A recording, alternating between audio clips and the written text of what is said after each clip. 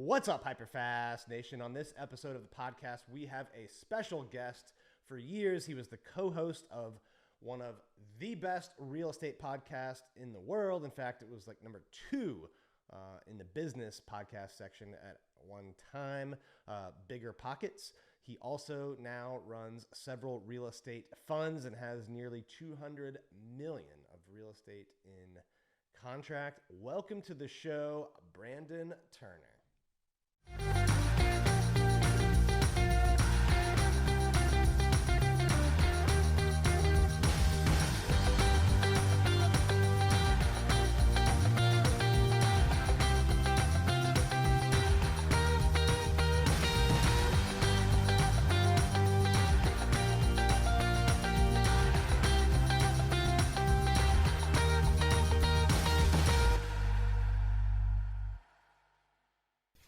Welcome to the show today, Brandon. How are you doing?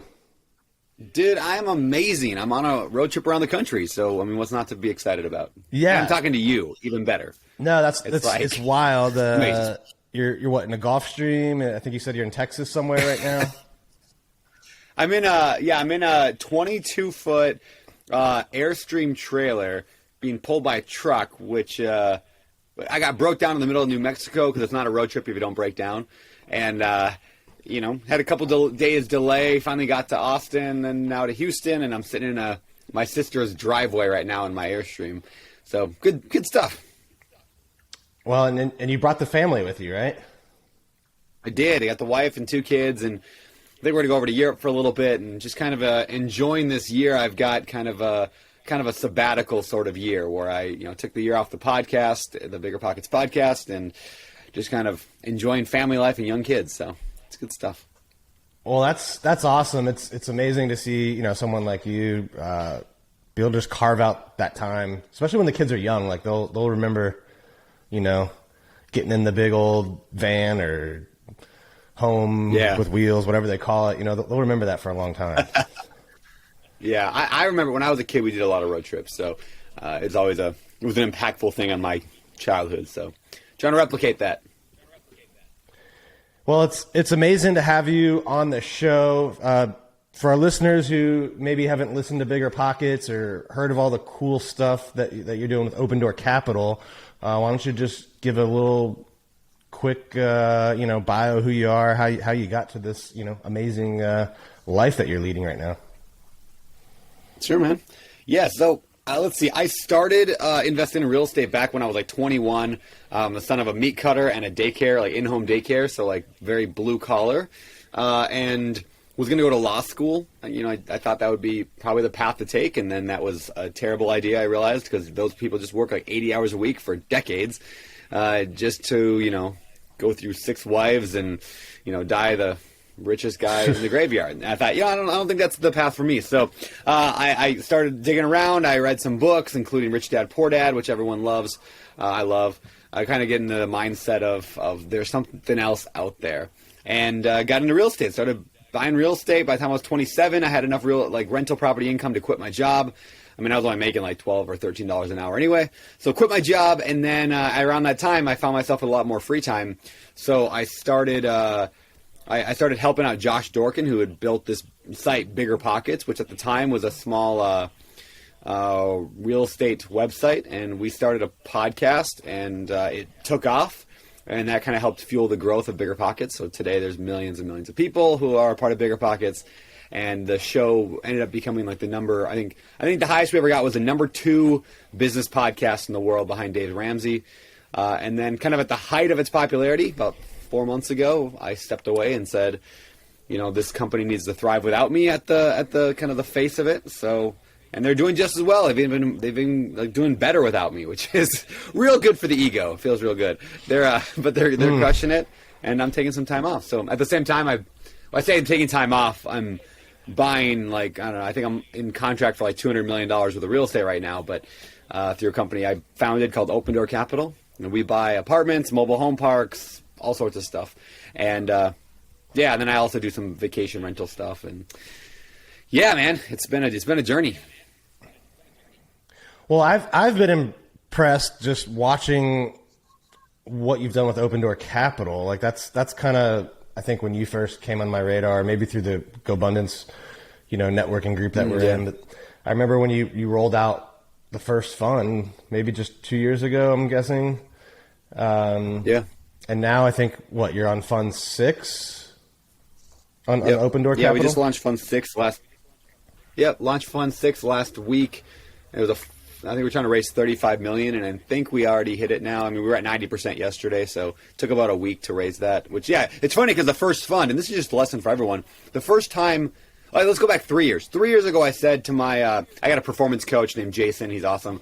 And we're sitting there chatting, and I'm like, I hate raising money. I don't want to ever raise money. I'm not good at raising money. I don't like it. Whatever real estate adventure I do in the future, I don't want to have it involving raising money. And we really talked, as a performance coach does. It's like, well, why do you feel that way, right? And let's explore that. And anyway, so fast forward then, another year. So 2 years ago, I raised my first fund. It took 3 months to raise $3 million. And I was like, this is hard. It's like pulling teeth. And now it's just like a week to raise 35, 40 million, and we'll have a waiting list. It's crazy how that grows, right? And it just kind of compounds on itself. So the first time you do anything, it's always difficult and difficult, hard. It's like pulling teeth on anything. So if you stick through stuff long enough, you get there. What's been the challenges with the fund and, going from that first one to now where you're doing 35 million in like a week or two? Like how did you build that? What were the necessary pieces to kind of insert to scale? Sure.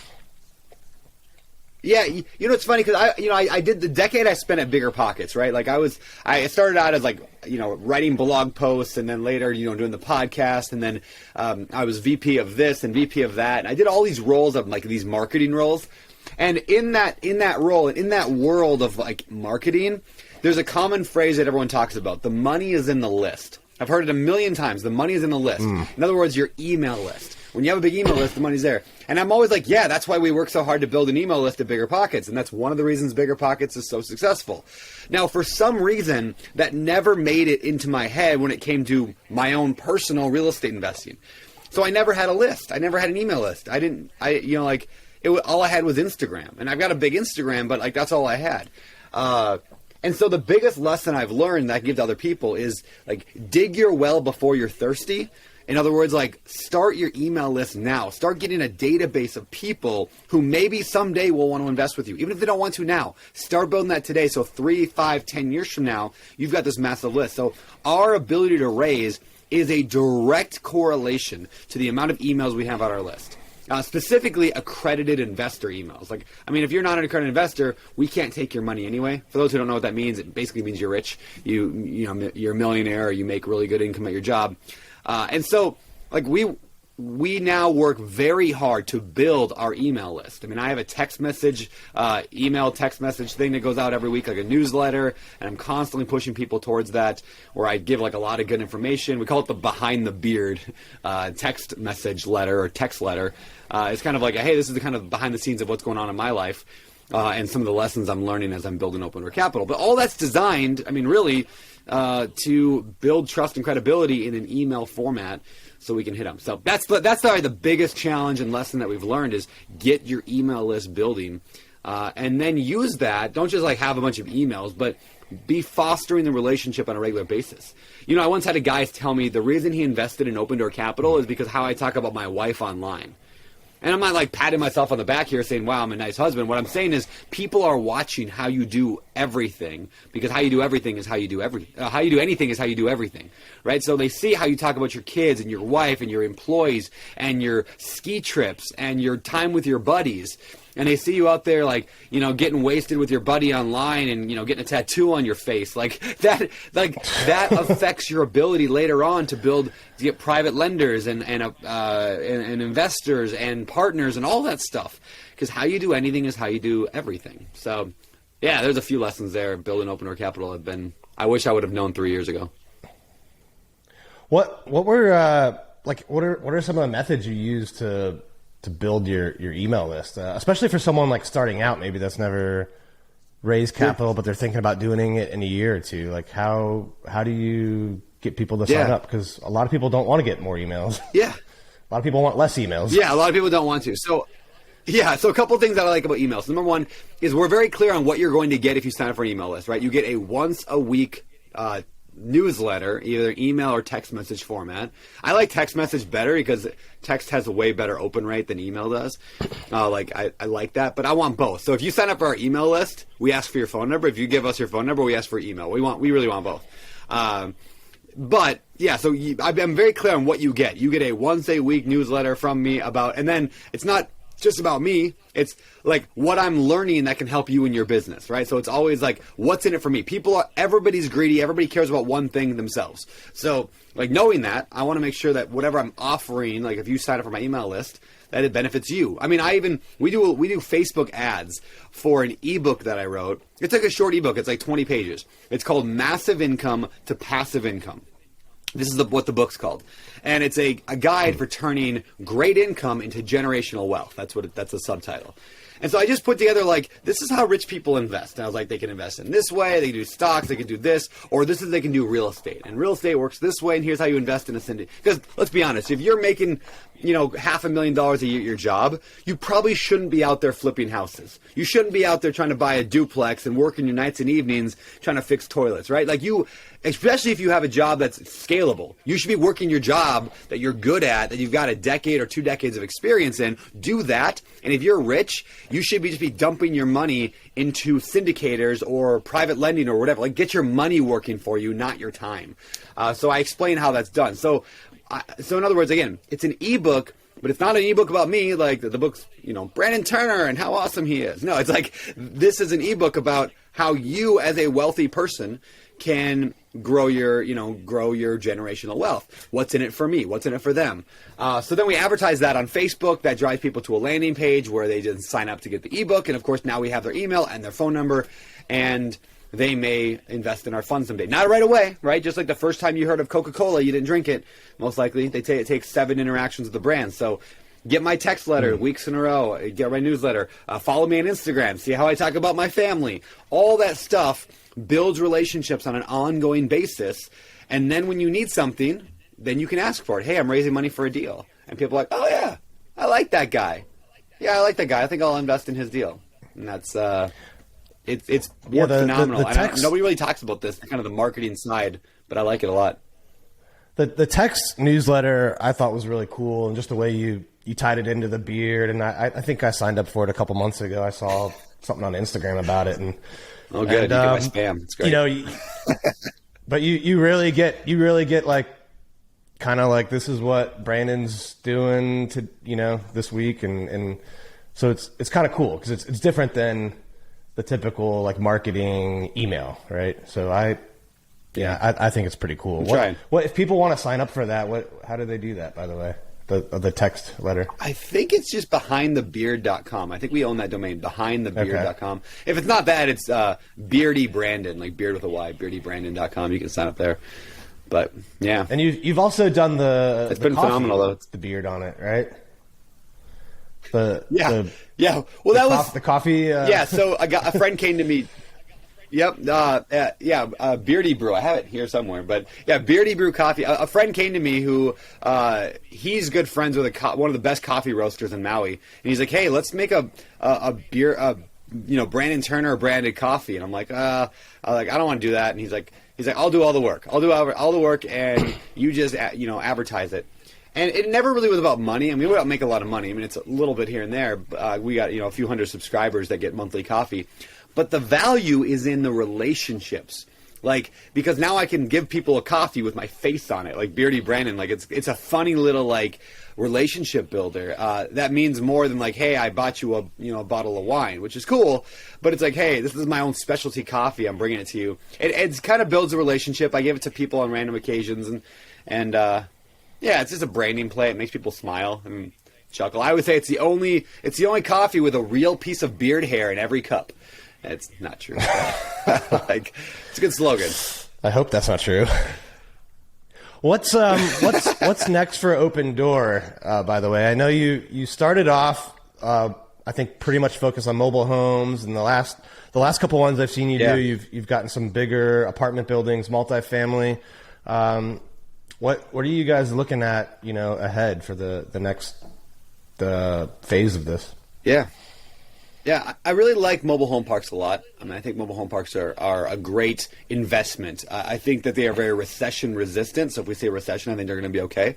There are upsides and downsides. They're a little more difficult to manage. So we had to open our own management company. It's called Open. And so we're building that right now. And so it's been good.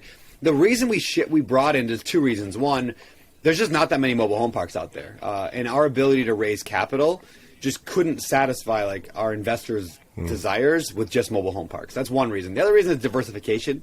You never want to be. I mean, I don't like the idea of putting all my eggs in one like asset class because let's just say whatever Bernie Sanders gets elected and he says no more rent raises on mobile home parks. These people need to be cared for. And then you're like, oh, now we can never grow ever. Like it's doubtful, but it's a risk with anything, right? So I like to be spread out. So we added apartments on. We are likely going to get into self-storage. We're likely going to get into hotels at some point, possibly a little bit of development and maybe even technology. What I want to do is I want to create in the future blended funds. I'm a big fan of diversification. So if I can get a fund with 3 or 4 asset classes within, and get some experts to run kind of each division, then I think we can get a more like stabilized, risk-adjusted return for investors. That's where we're headed. That's a pretty interesting concept, right? Are there examples of that out there, or how did you kind of put that idea together? Yeah, the best example I know is like something like that. Blackstone. Yeah, it's like private equity is probably the only example I can think of is like big private equity firms or REITs maybe, but even REITs try to stay somewhat specific in what they're in. And I don't know for sure we'll do that, but I like the idea a lot. And the more and more I look into it, the more and more I want to go that route. Because yeah, I mean, what if self-storage suddenly just has a problem? I think the biggest risk real estate investors have today, I think all of us in real estate investing, the biggest risk we have is not an economic risk as much as it is a political risk.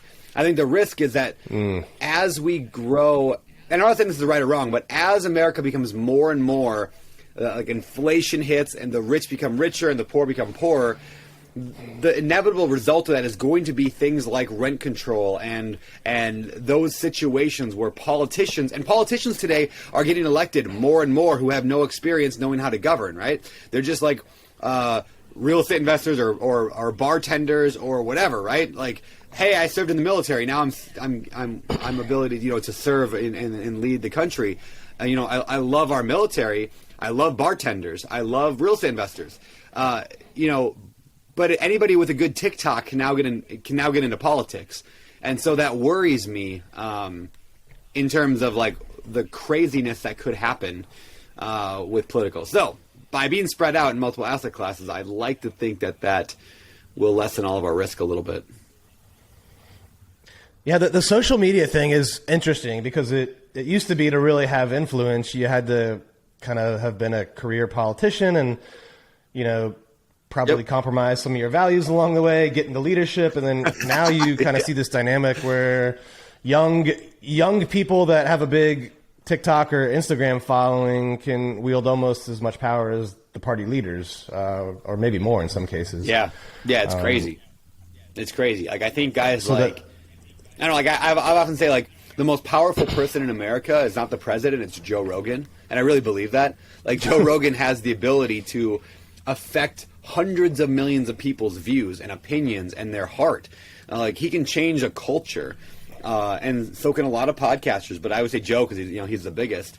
But that's the world we live in today. Is the power has been, I guess, moved or shifted into media, and it's an interesting dynamic that we're getting into. So if Joe Rogan all of a sudden says, yeah, real estate investors are terrible, and that rent should be capped and no rent raises ever again. Like, I think the American public would be like, yeah, you're right. That's a good idea. And then politicians will follow the public. And yeah, let's just hope. I don't think it's going to happen, but it's a risk. So investors, that's what we do. We try to figure our best way around risk and try to diversify and crazy times. Where do you think we end up going with like the market and inflation, and I heard you say you might get into development, which is really, really hard to do right now. The labor and supply shortages are throwing some wrenches in there, and it just doesn't seem like we have the ability, even when it's extremely profitable, to like build enough homes to kind of keep up with what we might need. It is a fascinating time right now, right? Because we don't have enough housing. They're not building enough. There's more people coming here than they're building for. It's like there's all these issues, but they can't build enough. Like you said, supply chain stuff is causing problems. So I don't see a change coming anytime soon, except for when it's political. And I do believe we will see rent control like sweep the nation in the next 5 years. I think we're going to see a lot more of that. Is that bad? Not necessarily. I mean, there's lots of people who have figured out how to navigate rent control in California for the past, 30 years or whatever it's been. Like they figured out and they actually make a lot of money. And in fact, there's studies that show that rent control actually makes the problem worse. And it's the answer that politicians go to is rent control. So as a result, I mean, we're trying to invest much more heavily in red states than blue states because red states will not do rent control as quick as blue states will. But I could see it being a national thing at some point. I mean, they're going to have to try to solve the problem some way. I think we'll see an expansion of like the Section 8 program or whatever it's called today. I think they got another fancy name to it, but we're going to see more of that. I think there's going to be a larger and larger push towards like housing as a right rather than a privilege, like owning your own home. So they're going to keep pushing that. And I think landlords come out on top on that in that scenario. I think they're going to give a lot of people money to buy property or to rent, and then we get to take that money and go with it. I mean, if it comes with a rent control, we'll survive. But yeah, I don't see a collapse coming, but who knows? I mean, nobody ever sees a black swan event coming, so it could happen. Is this one of the reasons why I think before the show you said you're getting into some short-term rentals? Because the cash flow is higher on those, and if rent control comes, those might be kind of outside of that effect. Yeah, I like vacation rentals. Really, I got into it more because I had to do a 1031 exchange. I was selling a property. I had to buy another one, and a condo came up at a vacation rental spot in Maui, and I was like, I'll buy it. So I bought it, and ended up cash flowing like $7,000 a month. Like, the thing's stupid. It's just like Prince money. So then I bought a second one, and remodeling it right now. I don't know if I'll keep going that route. I mean, it's fairly easy. I have an assistant that runs the whole business for me, and I don't have to do much. So it's hard to turn that kind of good cash flow away. Especially because, when you're a syndicator like I am, right? So when we're raising money for deals, it's not like I get a lot of money now. I mean, all my wealth's at the end. I mean, I get acquisition fees, but that goes to pay my salaries. And so, if it's like, hey, $7,000 for every condo I buy in Maui, I'm like, it's hard to turn that away. So it is partially a diversification play. I'm interested into the idea, and this might apply to other people out there listening. Development is hard right now, and it's hard to make good cash flow in the beginning because you've got years of development costs and building, right? Even value add is difficult to make money in the beginning. Non-value add is hard to make money in the beginning. Everything's hard to make money in the beginning right now, cash flow-wise in America. But vacation rentals make money from day one. So what I'm interested in is, can I add enough vacation rentals into a fund, a diversified fund, to get cash flow right away that brings the entire average up in the beginning? So I can say, let's say, we're going to buy 20 vacation rentals in the fund that are going to produce massive cash flow. That's going to offset the fact that this value-add apartment is going to have no cash flow for the first 3 years. So we can average a 6% return the first year. Right, I think that's an interesting idea. I got that from David Green because he's doing something similar right now. David Green was my co-host on the podcast, the BiggerPockets podcast. He's doing that, and it's a fascinating idea. So I don't know. Have you played with that at all? We've got about 8 vacation rental doors down here in South Florida, and I like them for the reasons you said: high cash flow within a couple months, and I've got a large real estate brokerage in D.C. Our slow months for that business tend to be December, January, February, which is like the peak months of the South Florida vacation rental. So it's kind of a good offset there. So I think I'm going to get a few more down here, and then maybe do some in Central Florida, then maybe Tennessee, kind of the next phase. Just have them, that's awesome. 5 to 10 in each location, because that's about the size where you can really get some benefits of, scale of economy on management and whatnot, but then, don't get too, I guess, heavy in one spot because you never know what new regulations, travel, pandemic could kind of, natural disaster, could wipe out an area's cash flow for 3 to 6 months. So that's kind of my 100% STR strategy right now. Well, this has been awesome. I know we've only got a few more minutes here. I always like to end with a HyperFast round if you're ready for some rapid fire questions and answers. Let's do it, man. I'm all about it. All right. What's your biggest piece of advice to a new real estate investor today? Do a lot of reading. I'm a big reading fan, or listening to audiobooks. But like when you read a book, it's like you're distilling the information from somebody's like brain into a document that then you get to download into your brain. So read a lot, even if you don't like reading. I think that's number one. And then really think about real estate as a series of systems or processes. What I mean by that is like success should never be a surprise. You should never be like, oh my gosh, I got abs. Look at that. Where'd they come from, right? Or wow, look at these muscles. I have no idea where they came from. Like success is not a surprise. It's a result of a process, right? Real estate's the same way. No one's like, oh my gosh, I just got my first real estate deal. Where'd that come from? No, you made an offer. You analyzed some property. You were talking with agents. You were out there at open houses, right? So there are things we can do that will drive the results that you want to see. And so when you see an investor out there with 10, 20, 30, 50 properties, or buying a dozen deals a month, whatever, or buying, hundreds of millions of dollars of real estate, they are no different than you. They just are better at the processes. They do them, they track them. So if you're a new investor, just think through, like, what are those processes? It's probably like analyzing deals, getting leads somehow. Like there's a lot of ways to do that. Like, making offers, that kind of stuff will lead to the result that you want. So focus on the process and read a lot of books that'll help you figure out what the process is. What's a mistake you see experienced investors making? I talk to a ton of real estate investors who are very stuck in the I need to do everything world. Like I have to be the one that analyzes the deal. I have to be the one that talks to the agents and the brokers. I have to be the one that crawls under the house and fixes the pipe. They're experienced, but they're still stuck in this like DIY mentality, and they have a really hard time elevating their mindset to one of leadership and management and ownership. It's the classic Kiyosaki cash flow quadrant. There's people who are employed, there are people who are self-employed, and then there are business owners and investors. So many experienced real estate investors are stuck in self-employed. The deal only makes sense because they're in it, and they feel like nobody else can do it as well as them. So I would encourage people to elevate their mindset and ask the question, like, WWEMD, like, what would Elon Musk do? Like, or what would Richard Branson do? What would, whoever you admire as an entrepreneur that runs a big operation, like, what would they do? They wouldn't be out there, shaking the trees, getting leads themselves. They'd run a team of people who do that. So that's the biggest mistake I see experienced people make. They get stuck. If you had to start over and all you could bring with you is your knowledge, you couldn't take your reputation, your email lists, your money, what would the first thing be that you went out and did? That's a great question. Let me think. All I got is my knowledge. The first thing I would do is probably go to a local real estate meetup. I'd find a meetup in an area, and they're all over the place all the time. Go to meetup.com, go to biggerpockets.com/events, whatever. There's meetups all over. And I would go to those because what's the phrase? Your net worth is your network.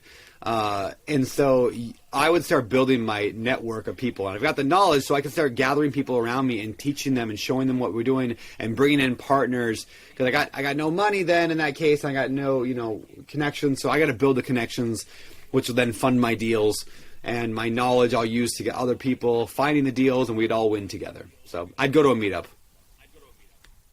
All right, if you weren't doing real estate, what would you be doing? What would I be doing? Camping. No, let's see. I really like marketing a lot. I mean, you could probably hear my voice when I talk about like marketing funnels and stuff. I'd probably own an internet company. Some kind of like, I don't even know. Just any kind of internet. I like information space, so education, teaching people stuff. So I might even be a teacher, just be like a math teacher or something like that at a school, history teacher. That'd be fun. All right, last one. Where do you see yourself 10 years from now? Billionaire. No. Maybe. I want to work more than I do today. I don't work a ton of hours today, especially once the BiggerPockets podcast ended. I mean, I meet with my team regularly at Open Door Capital, but 10 years from now, I'm going to have teenagers, so I want to be running more, I guess, a bigger business. Like, again, like that sounds weird because we have a big business right now, but more of like a Blackstone type business where it's like this is a legit operation. Like, this is huge. I think that'd be fun. Not for the money. I don't really care about the money anymore. I mean, money's nice, but I'm already going to be set. I'm already fine right now. I'm financially free. So just having a big operation and helping more people like within my organization become financially free, I love that. I love helping my team be good. And it's just a challenge. It's kind of like money's a scorecard in a way. So like how big of a business I can build is kind of a not a game, but it's fun. So building more of a business and helping my, doing a lot more actually camping with at that point, teenagers in my life. Awesome. Well, thank you so much for being on the show. Before we sign off, if people want to connect with you or sign up for the newsletter or, any of your cool stuff, what should they do? Sure, man. Thanks. BeardyBrandon.com is probably a decent hub. So beard with a Y, BeardyBrandon.com, or my real estate website is odcfund.com. It's Open Door Capital. So odcfund.com is all things investment related. All right, guys, make sure you connect with Brandon. He's got some amazing content on social media, Instagram, and then the text newsletter as well. And once again, thanks for being on the show, Brandon, and to all of our listeners and viewers out there. Please share this episode with as many people as you know that would benefit from it, and we'll see you next time. If you enjoyed this episode, be sure and go to HyperFastAgent.com to learn about upcoming in-person and online events. And don't forget to share this show with someone that you think could benefit from hearing it, and make sure you subscribe on YouTube or anywhere that you can find podcasts. Thank you for tuning in to this episode of the HyperFast Show. Subscribe to us if you want to make sure you get the latest and greatest HyperFast shows. And remember, we love reviews. Reviews help us bring better and better guests and improve our shows. So give us the good, the bad, and the ugly. We hope you enjoyed the show, and we will see you next time.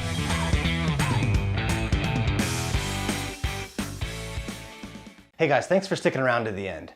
I hope you enjoyed that video, and if you want to see more, click right here. And if you want 100 real estate tips from my best-selling book, click right here to download them instantly.